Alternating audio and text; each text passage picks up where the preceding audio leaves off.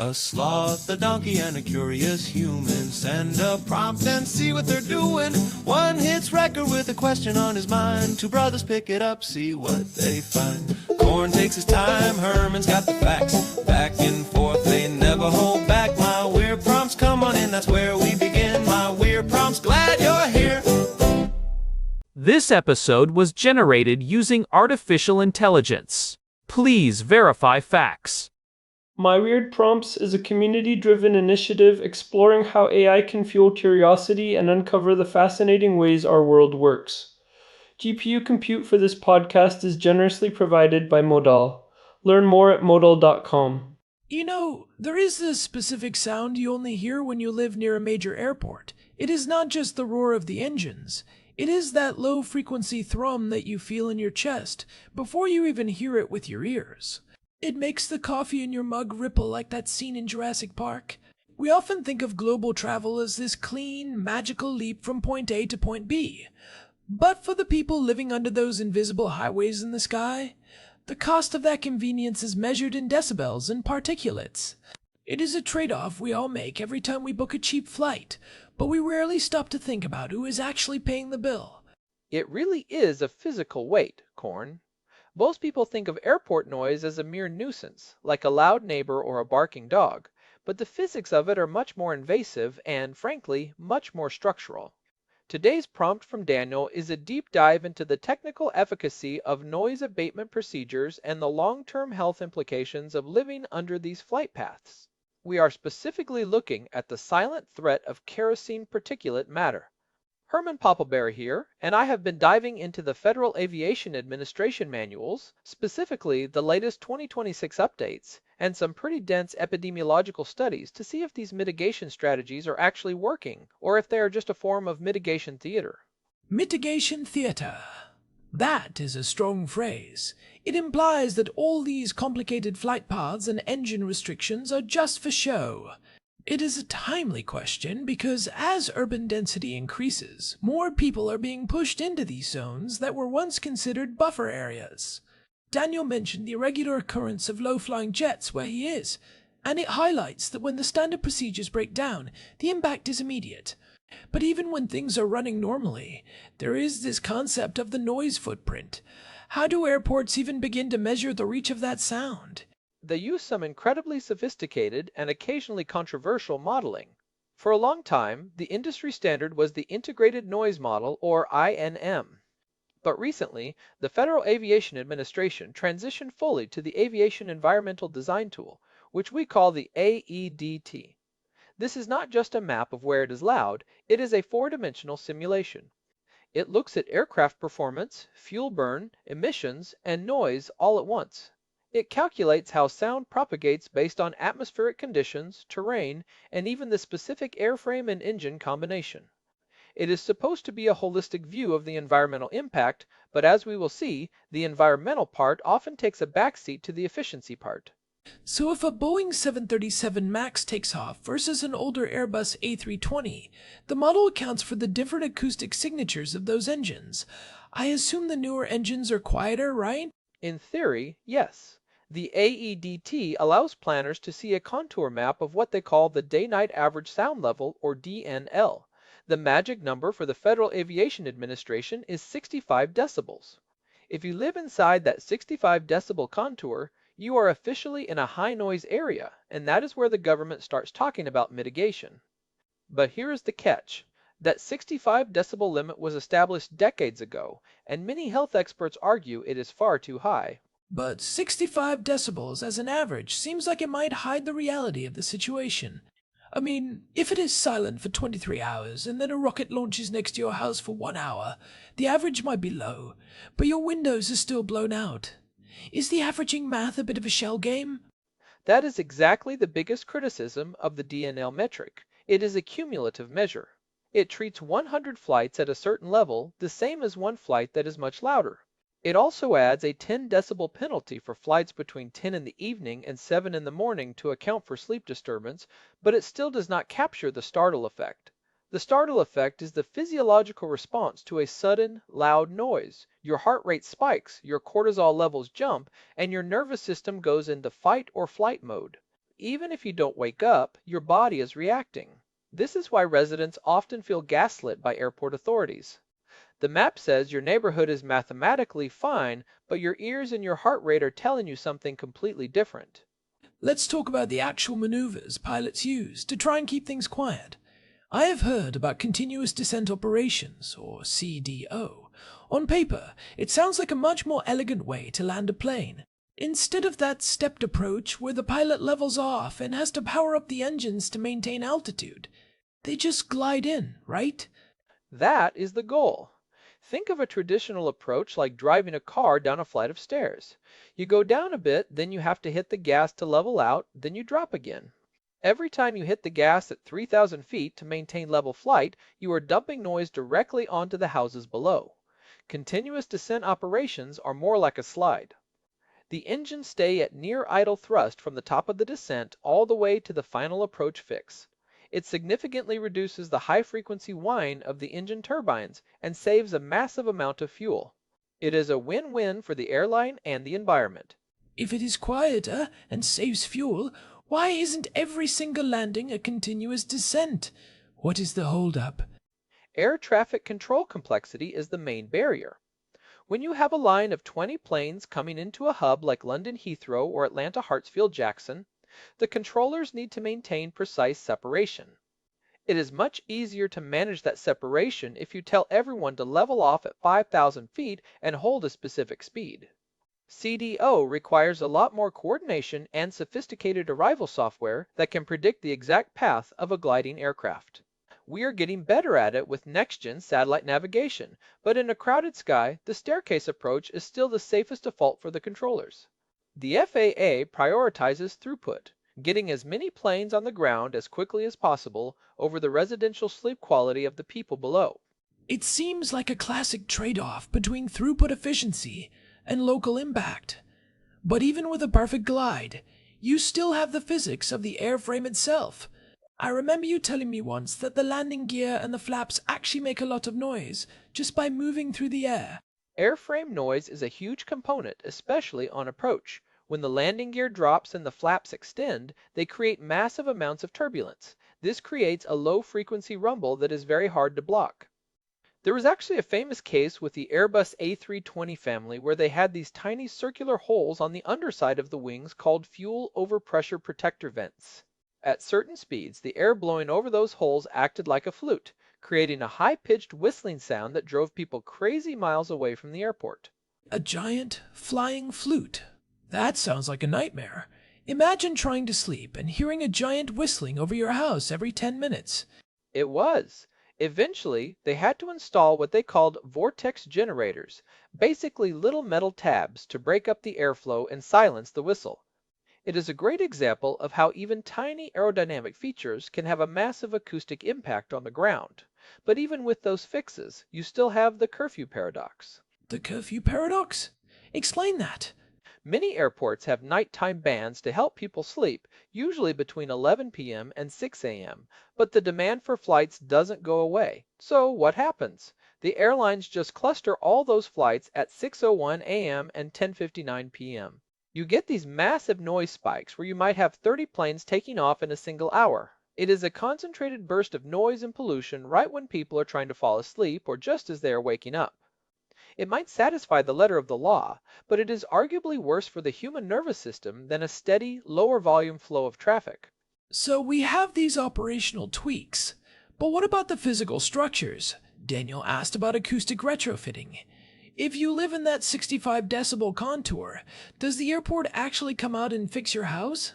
They do, under what is called the Part 150 Noise Compatibility Program. The Federal Aviation Administration provides grants to airports to fund things like soundproof windows, reinforced doors, and attic insulation for residential homes. In some cases, they will even provide navigational easements. This is where the airport pays the homeowner a lump sum in exchange for the right to fly over the property in perpetuity. It is essentially a legal agreement where you sell your right to complain about the noise. That feels a bit like a bribe. Here is $10,000. Now please ignore the jet engines over your chimney. Does the retrofitting actually make the house quiet, or is it just slightly less loud? It helps with high-frequency noise, the jet whine, Triple pane windows are fantastic at blocking those frequencies, but those low frequency rumbles we talked about, the ones that vibrate the floorboards and make the coffee ripple, physical insulation struggles with those. Low frequency sound waves have very long wavelengths that can pass through solid objects much more easily. You can seal a house tight, but you can't easily stop the ground-borne vibration or the structural resonance of the building itself. If the house starts vibrating at the same frequency as the engine, no amount of insulation will stop that hum. And that is only if you are inside with the windows shut. It doesn't do anything for your backyard or your neighborhood park. It feels like we are creating these little bunkers for people to live in, rather than solving the environmental problem. That is a very astute way to put it, and it leads directly into the second part of Daniel's prompt, which is much more concerning to me than the noise. We can hide from the sound by putting on noise-canceling headphones or staying inside our triple-pane bunkers, but we cannot hide from the air we breathe. Moving from the physics of sound to the chemistry of the air is where the real health risks emerge. Right, the kerosene factor. When we talk about jet fuel emissions, most people think of carbon dioxide and climate change. But there is a very local, very immediate chemical reality for people living near runways. We are talking about ultrafine particles, or UFPs. These are particles that are smaller than 0.1 micrometers in diameter. To give you some perspective, a human hair is about 70 micrometers wide. These things are essentially invisible, and they are produced in massive quantities by jet engines, especially during takeoff when the engines are under high load and burning massive amounts of Jet A1 fuel. And because they are so small, our bodies don't have a natural way to filter them out, do they? Our lungs are used to dust and pollen, non-microscopic kerosene soot. The physics of our respiratory system is designed to catch larger particles, but UFPs behave more like a gas than a solid. They can bypass the cilia in your lungs, enter the alveoli, and pass directly into your bloodstream. From there, they can travel to every organ in your body, including the brain. There is significant research, some of it very recent, as of early 2026, showing that these particles can cross the blood-brain barrier, leading to neural inflammation and oxidative stress. That is terrifying. It is not just smelling the airport. It is a systemic invasion. Is there a link to more severe outcomes, like cancer or heart disease? The epidemiological data is becoming quite clear. Studies around major hubs like Los Angeles International and Amsterdam Schiphol have shown that populations living under flight paths have higher rates of hypertension and cardiovascular disease. The theory is that it is a double whammy. The noise causes chronic stress and cortisol spikes, which constricts blood vessels and increases blood pressure, and the ultrafine particles cause systemic inflammation. When you combine those two things over 10 or 20 years, you see a measurable increase in heart attacks and strokes. What about the carcinogenic aspect? Kerosene is a hydrocarbon. When it burns, what are we actually looking at? You get a cocktail of polycyclic aromatic hydrocarbons, or PAHs, which are known carcinogens. You also get sulfur oxides and nitrogen oxides. There have been several studies, including some in California, that found elevated lung cancer risks for residents living within a few miles of major airports, even after controlling for other factors like smoking or proximity to highways. The challenge is that for a long time we treated airport emissions as if they stayed up at 30,000 feet. But we now know that during takeoff and landing, these plumes settle into residential areas and stay there, especially during temperature inversions. It makes me think about the diesel exhaust, studies from a few decades ago. We used to think diesel was just a bit smelly and soot-heavy, but then we realized it was a major public health crisis. It feels like we are at that same inflection point with jet emissions. It is very similar. The difference is that you can't easily put a scrubber or a catalytic converter on a jet engine without adding thousands of pounds of weight, which would make the plane unable to fly. The engineering constraints of aviation are much tighter than those of a truck or a car. So we are left with a situation where the only real way to reduce the impact is to fly less or to move the airports further away, neither of which are popular options in a globalized economy. This brings us back to the question of viable living versus harm mitigation. If you have to live in a house with triple-pane windows that you can never open, and you need high-end air filters running in every room just to keep the kerosene out of your blood, is that a home? Or is it a life support system? It feels more like the latter. And here is the kicker, standard HEP, A filters are rated to catch particles down to 0.3 micrometers. But as we discussed, jet UFPs are often smaller than 0.1 micrometers. Most home air purifiers are literally letting the most dangerous airport pollutants pass right through the filter and back into the room. You need specialized industrial-grade filtration to truly scrub those ultrafine particles, and most people simply don't have that. So, what is the takeaway for someone like Daniel, or anyone listening who lives near a hub? Is there anything practical they can do, or is it just a move away if you can situation? There are a few things. First, you need to look at the data yourself. Every major airport in the United States is required to publish a noise exposure map, or NEM. You can usually find these on the airport's Community Relations or Environment page. Do not just look at the 65 decibel line, look at the 55 decibel line. Research suggests that health impacts, especially regarding sleep and cardiovascular stress, start to manifest well below the Federal Aviation Administration's official 65 decibel threshold. And what about the air? If HEPA isn't enough, what is? You want to look for filters that use electrostatic precipitation or specialized hyper-HEPA technology that is rated down to 0.003 micrometers. They are more expensive, but if you are under a flight path, it is a legitimate health investment. Also, pay attention to the wind.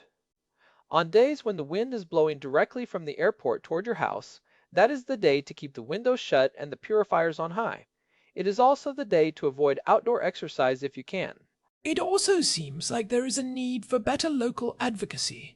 We have noise monitors everywhere because they are relatively cheap and easy to install, but we don't have nearly enough ground-level air quality sensors in airport-adjacent neighborhoods.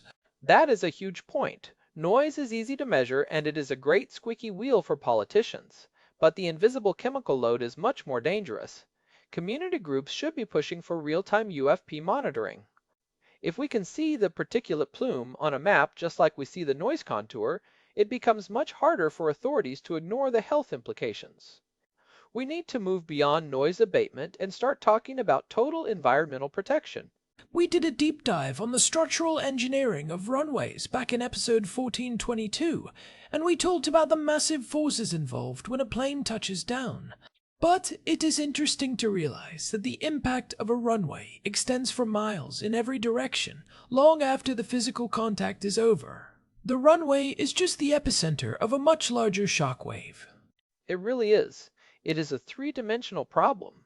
I think about the future of electric aviation a lot in this context. People are excited about electric planes because they are quiet, and they are. An electric motor doesn't have that combustion roar. But an electric plane still has to move through the air, so you will still have that airframe noise, the flaps, the gear, the wind resistance. It might change the frequency from a low rumble to a high-pitched whine, which might actually be more annoying to some people. But it solves the kerosene problem, which is the biggest win. No combustion, no ultrafine particles. That is the light at the end of the tunnel. But the battery density isn't there yet for long-haul flights. We might see cleaner regional hops in the next decade, but the massive international heavy haulers are going to be burning kerosene for a long time. In the meantime, we are stuck with this theater of mitigation, where we tweak the flight paths by a few hundred yards and call it a win, while the systemic health costs continue to pile up. It is a sobering look at the infrastructure we take for granted. We want the cheap flights, we want the global connectivity, but we are effectively subsidizing those tickets with the health of the people living under the climb-out path. Is the airport neighbor model even sustainable as our cities get more crowded?